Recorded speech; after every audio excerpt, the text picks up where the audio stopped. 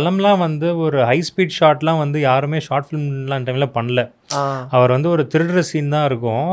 அதுக்கே வந்து ஒரு ஒரு ஹை ஸ்பீட் ஷாட் ஒன்று வச்சுருந்தார். லோகேஷோட ஒன் ஆஃப் த அசோசியேட்ஸ் தான் வந்து நடிச்சிருப்பார் அதில், அந்த சீக்வன்ஸில்.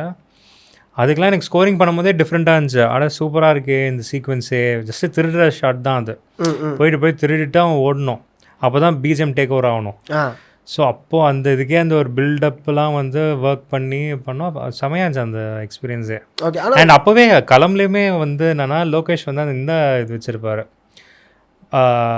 அந்த ஹெட்ஃபோனில் வந்து ஒரு சாமி பாட்டு கேட்டுனே இருப்பார் அந்த ஒரு கேரக்டர். அந்த சம மேட்ருக்குள்ள வந்தீங்க நீங்கள். லோகேஷ் பிளேலிஸ்ட் அப்படின்னு தொடர்ச்சியாக அவர் படங்களில் பார்க்க முடியுதுல்ல. ஸோ அதை பற்றி சொல்லுங்களேன். அவர் அந்த அவர் அந்த டைம்லேயே வந்து அவருக்கு அந்த ஐடியாலஜி இருக்குது பாருங்கள். அப்போவே வந்து எங்களுக்கெலாம் வந்து அந்த டைமில் ஃபைட் நடக்கும். ஒரு ஃபைட் நடக்கும்போது ஒரு கேரக்டர் வந்து எப்போவுமே வந்து பயத்தில் வந்து பாட்டு கேட்க ஆரம்பிச்சிருவாங்க. அப்போ அந்த பாட்டு கேட்கும்போது சாமி பாட்டு சண்டை நடக்குதுன்னு சொல்லிட்டு சாமி பாட்டு கேட்க ஆரம்பிப்பார். ஓகே. அந்த டைமில் ஃபைட் நடக்கும். ஃபைட்டுக்கு வந்து பேக்ரவுண்ட் ஸ்கோர் வேணாம் ஜாவத், இப்படியே போயிடலாம் நம்ம அப்படின்னு சொல்லிட்டு லோகேஷ் அந்த கால் எடுத்தார்.